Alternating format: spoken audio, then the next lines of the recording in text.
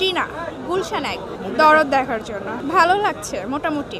না আমার কাছে ওরকম একদম ভুয়া লাগেনি, বাট এর আগের মুভিটা সাকিব খানের থেকে ভালো ছিল, এটা তার থেকে একটু মানে আমি যদি 100-এর মধ্যে তাহলে আমি 70 দিব। তুফান ভালো ছিল আমার কাছে, পার্সোনালি মনে হয়েছে তুফান ভালো। এখন সবার কাছে তো সেম না। 3টে ভাষায় মুক্তি পেয়েছে, হিন্দি, তামিল, বাংলা, বিশ্বের 22টি দেশে একই দিনে। আচ্ছা আমি এটা জানতাম না। হ্যাঁ তা তো অবশ্যই, এটা আমাদের জন্য অনেক আসলে গর্বের বিষয় যে আমাদের দেশের একজন নায়ক এত বড়, আসলে এটা আসলে খুব ভালো লাগে। আর ওর সব মুভি মোটামুটি লাস্টে, প্রথম দিকের আমি জানি না, লাস্টে সব মুভি মোটামুটি ভালোই ছিল, এটাও মোটামুটি ভালো, মানে ভালো লাগছে। সবাই যেরকম ভুয়া বলছে ওরকমটা লাগেনি আমার। নায়িকার অভিনয়টা আমার খুব একটা ভালো লাগেনি, মোটামুটি আমার কাছে মোটামুটি লেগেছে, সে একদম আহামরি ভালো লাগেনি, চলে আর কি, অ্যাভারেজে চলে। এরকমটা না, আমাদের বাংলাদেশেও তো অনেক ভালো ভালো নায়িকারা আছে যাদের অভিনয় আসলেও এখন অনেক ভালো। সো আমার কাছে মনে হয় না এনার সাথে জুটিটা একদম আহামরি হয়েছে, আমার কাছে এরকমটা মনে হয়। সাকিব খান আর আগের যদি বলি তাহলে কার কথা বলবো, সেকালের বলতে কোন কত কত মানে কত ইয়ারটার বলবো, ফেরদৌস। আচ্ছা রাজ্জাক শাহ, ওনাদের মুভি খুব একটা দেখা হয়নি তো, হ্যাঁ ওনারা হয়তো অনেক ভালোই, খুব একটা দেখা হয়নি, দু একটা হয়তো দেখা হয়েছে। আচ্ছা দুইজন একালে সেকালের নায়িকার নাম বলতে পারবেন? শাবানা।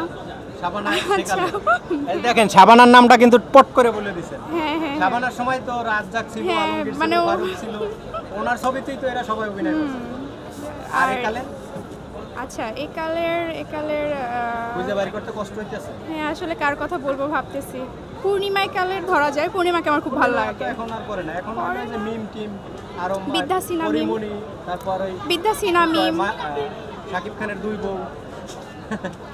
না আমার বিদ্যা সিনহা মিমকে ভালো লাগে। বিদ্যা সিনহা মিম, হ্যাঁ অবশ্যই আমি আমার বাংলাদেশের কথাই বলবো, সাকিব খান। আর যদি মানে পার্সোনালি আসলে আমার দেবকে ভালো লাগে, বাট সাকিব খান ভালো, ওভারঅল ভালো সাকিব খান। না বর্তমানে একদম বাস্তবেই সবচাইতে বড় সুপারস্টার হইলো, আপনি পছন্দ করেন আর না করেন, বর্তমানে সাকিব খানের মার্কেট। এটা যদি বলেন তাহলে জিৎ আর দেব এরা তো এখন অভিনয় থেকে একটু দূরে আছেন, অভিনয় করে এদের ছবি কম, খুবই কম, না কম চল না, ওরা অভিনয় খুবই বেছে বেছে করে, হয়তো খুব কম করে, বাট সাকিব খান তো এখনো আমাদের মানে চলছে, ওর একদম হিটে আছে, তো সাকিব খান ওভারঅল এখন সব থেকে। না ওরাও করে কিন্তু সাকিব খানের মুভির মতো এত হিট হয় না ওদের ছবি, এই জন্য ওদের মুভিও কম।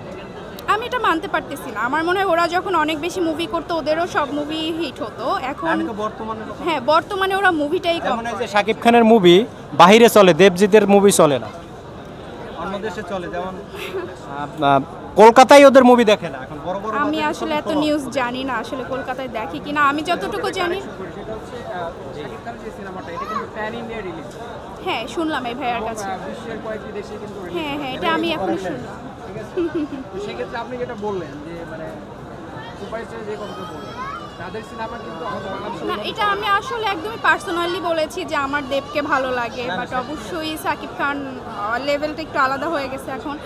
আর আমার আরও একটা জিনিস মনে হয় যে দেবজিৎ ওরা এখন মুভি থেকে একটু দূরে, ওরা এখন একটু বেছে বেছে হয়তো মুভি করে, একদমই মুভিতে আসে না খুব একটা, এজন্য হতে পারে, আমি জানি না আসলে এত আইডিয়া নিয়ে আমি খুব। কিন্তু সাকিব খানের জুনিয়র জানেন, ওরা কিন্তু প্রায় সেম সেম ভাই আমি আমি খুবই মানে বেছে বেছে বয়স বেশি হয়েছে এই জন্য ইনেছে তা না, মানে ওদের মুভি চলেই এখন কম, ওরা 22 বছরে হয়তো একটা মুভি হতে পারে ওরা তো মুভি। আচ্ছা ঠিক আছে, থ্যাংক ইউ।